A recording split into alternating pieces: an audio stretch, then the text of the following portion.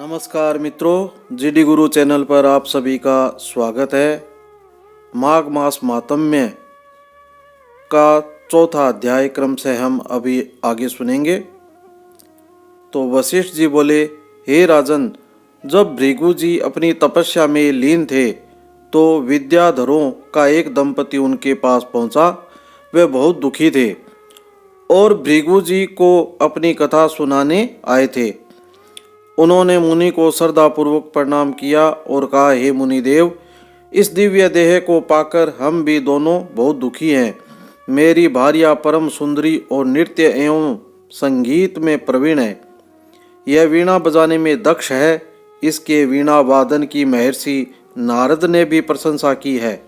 संगीत के ज्ञाता इंद्र भी इससे प्रभावित है। भगवान महादेव भी इसकी संगीत विद्या से प्रसन्न है। ऐसी परम सुंदरी और गुणवती भार्या को पाकर भी मैं सुखी नहीं हूँ। कहा यह रूपवती मेरी भार्या और कहाँ व्याघ्र मुख वाला मैं ऐसी चिंता से परेशान एवं दुखी रहता हूँ। उस विद्याधर की बात को सुनकर त्रिकालज्ञ भृगु जी मुस्कुराकर बोले, हे विद्याधर, हर प्राणी को कर्मों के अनुसार फल प्राप्त होता है। जो ज्ञानी होते हैं वे मोह नहीं करते और जो अज्ञानी होते हैं वे मोह में फंसे रहते हैं। जिस तरह यक्षिका के पांव विष विषम है, उसी तरह अधूरा कर्म दुखी करता है। पिछले जन्म में तूने माघ मास की एकादशी का व्रत करके द्वादशी को तेल स्नान किया था। उसी के कारण तेरा मुख व्याघ्र का है। राजा पुरखा ने भी तेरी ही भांति भूल की थी, इसी कारण उनको कुरूप देह प्राप्त हुई थी। राजा अपनी कुरूपता पर बड़ा दुखी था।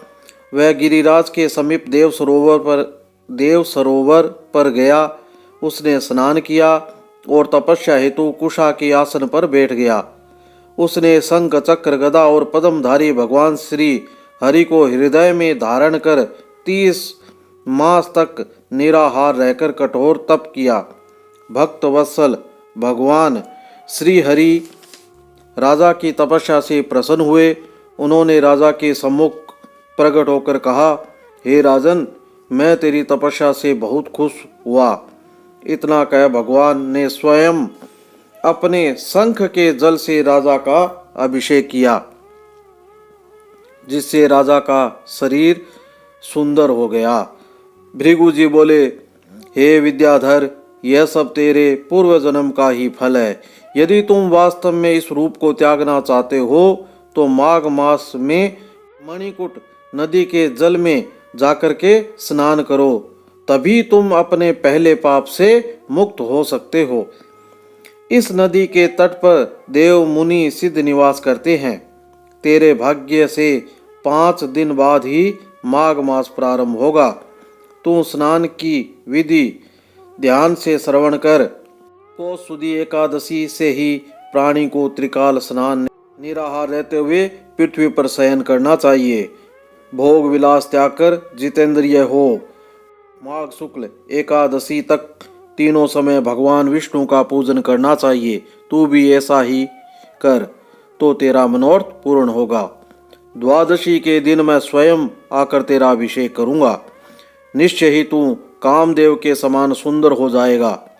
इतना कह भृगु जी ने फिर कहा, हे विद्याधर, माघ स्नान प्राणी के समस्त पापों को नष्ट करने वाला है।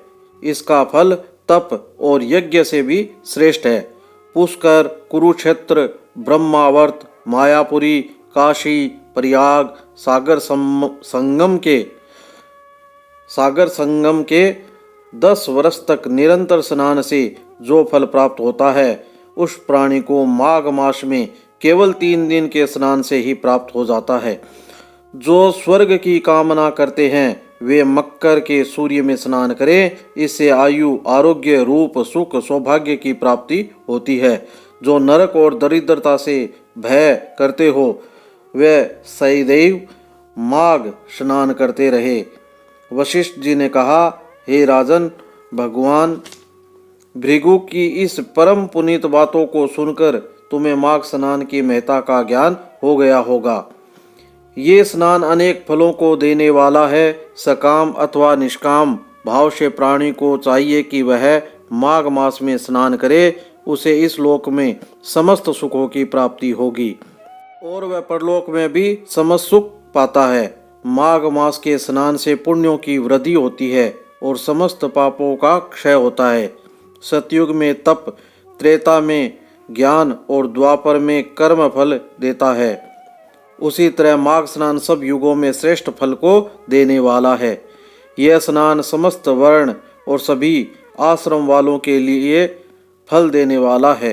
वशिष्ठ जी बोले, हे राजन, भृगु जी के समझाने पर उन विद्याधरों ने अपनी स्त्री के साथ आश्रम के पास झरने में ही विधि पूर्वक माघ स्नान किया। भृगु जी की कृपा से उसे सुंदर देह प्राप्त हुई और उसका दुख दूर हो गया। वह कामदेव के समान सुंदर मुख वाला अपनी पत्नी के साथ विहार करने लगा। तपस्या पूर्ण करके भृगु जी अपने शिष्यों सहित पर्वत से उतरकर अपने आश्रम को चले आए। हे राजन, जो इस परम पुनीत कथा को श्रवण करता है उसके समस्त मनोरथ पूर्ण होते हैं। मित्रों, 5वां अध्याय हम अगली कड़ी में श्रवण करेंगे और कृपया आप मेरे चैनल को सब्सक्राइब कर लेवें ताकि आप हमारे परिवार के सदस्य बन जाएं। धन्यवाद।